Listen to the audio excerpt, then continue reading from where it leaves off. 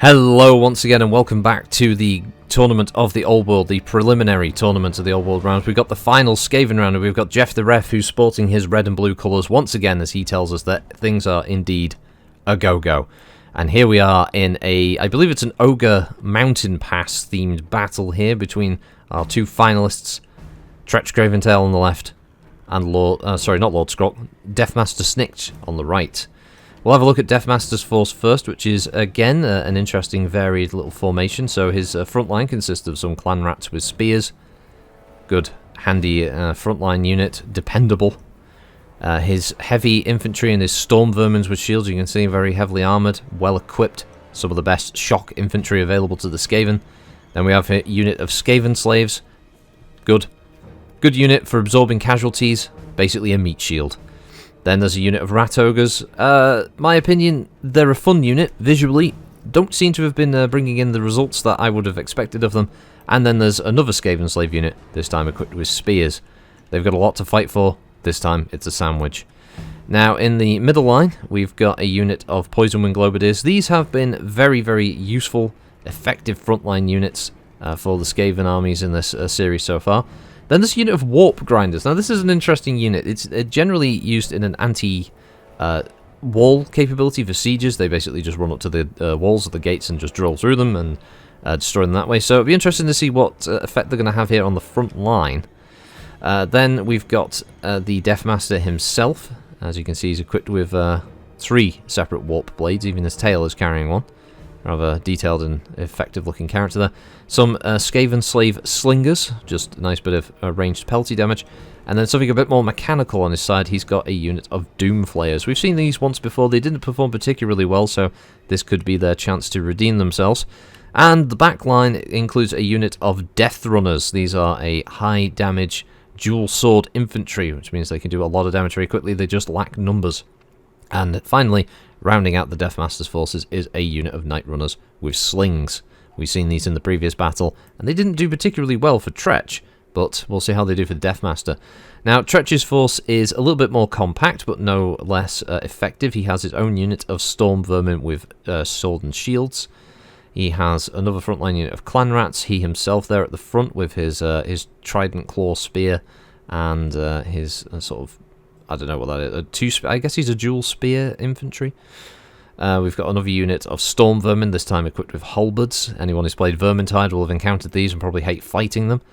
Then we have a unit of Plague Claw Catapults at the back here. They're going to be doing hopefully a lot of damage for Tretch's forces. Interesting, we've got the Rattling Guns returning once again. This time, can these multi-barreled nightmares actually be effective on the field? We'll have to wait and see. He's got his own unit of Poison Wing Globadiers. As I said, they're an effective unit. They're also probably one of the more iconic units of the Skaven line. And his rear line is a unit of Gutter Runners and his own unit of Death Runners. So we're going to see. We've got some similarities here, but we've got 2 very heavy infantry-focused forces. Only one of them bringing an artillery piece. Deathmaster going very mobile. So let's see how it goes.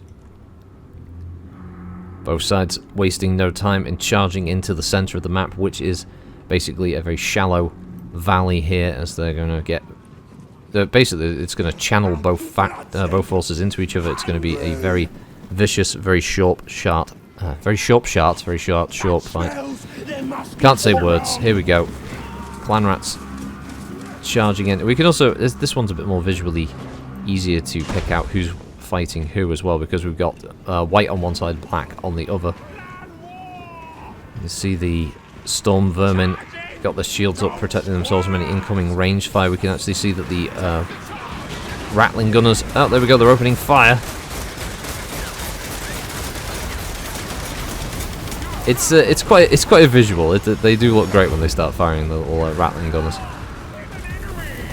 The Poison Wind is thick and very smoggy in the middle of the fight. There's a Skaven Slave unit there that is already breaking. I don't blame them.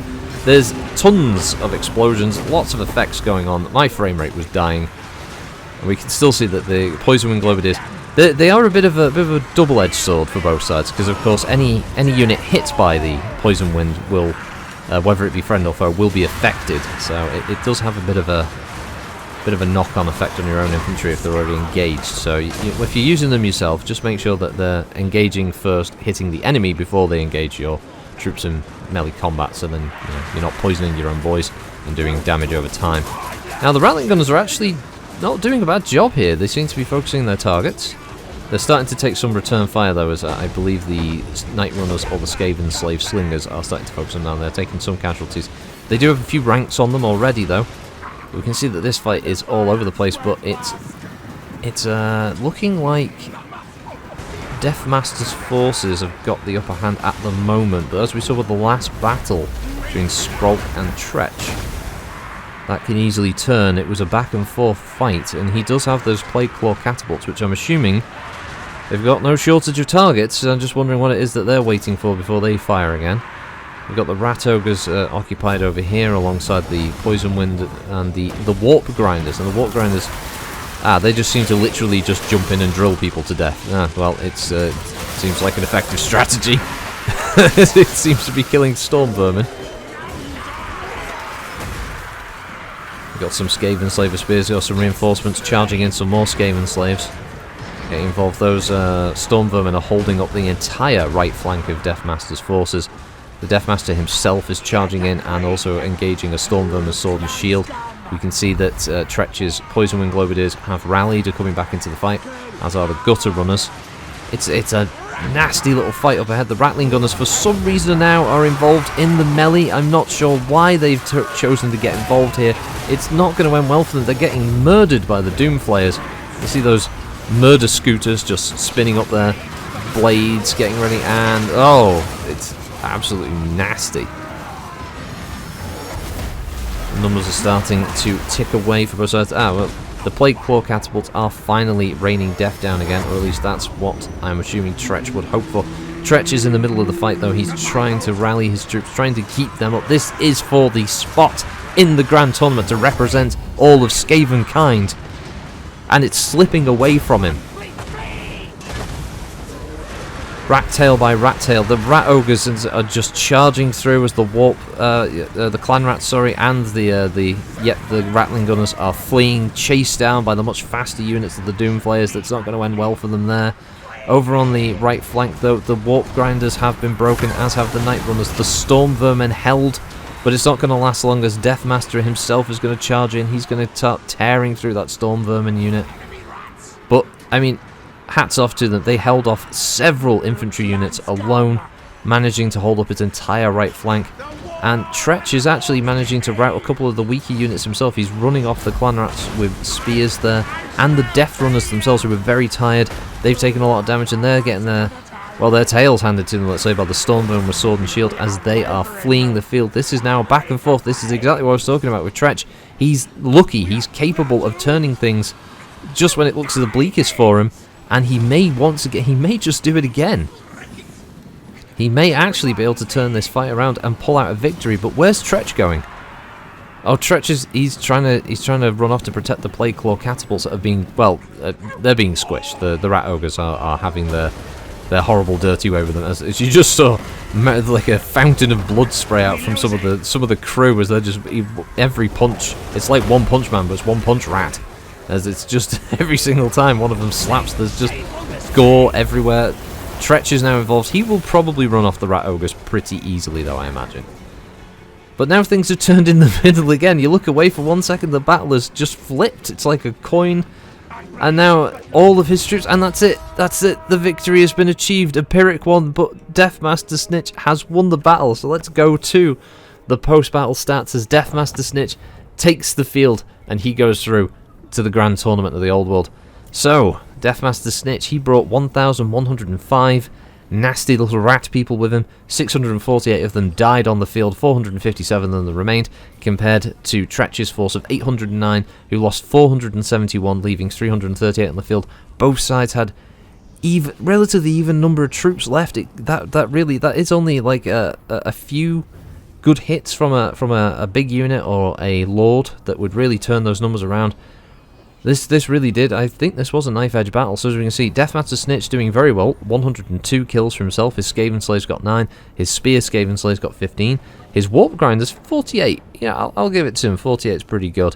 His Storm Vermin Shields, only 19. His Night Runners with Slings didn't do brilliantly.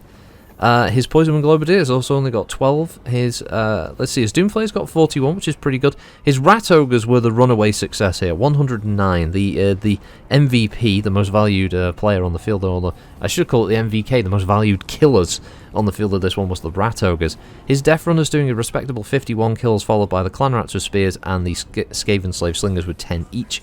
So a bit of a broad mix there. It looks like every unit did something, some did more than others in terms of kills, but overall it seemed to work. The end health of all of his units, bar one, looks like they were nearly half, so not bad result. Over on the other side, Tretch's forces, he did 51 kills individually.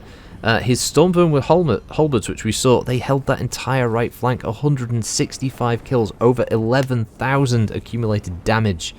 Their damage dealt as gold was 819. That's a few units of Skaven in damage alone.